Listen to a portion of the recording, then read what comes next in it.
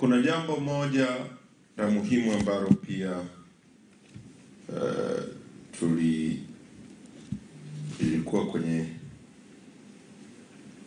tulilijadili, na miongoni mwa masuala mengi tutaendelea kutoa maazimio,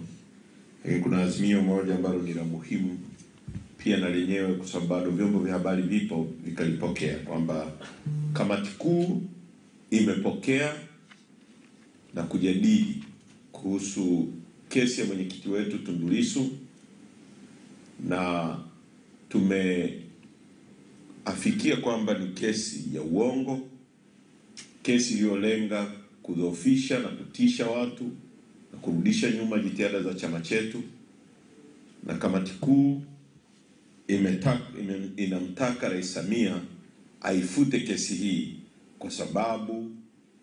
hii kesi ni kesi ya kisiasa ambayo inalenga kumdhoofisha mtu ambaye anaweza kushindana naye. Kwa hiyo kamati kuu inamtaka aifute. Kwa hiyo yote haya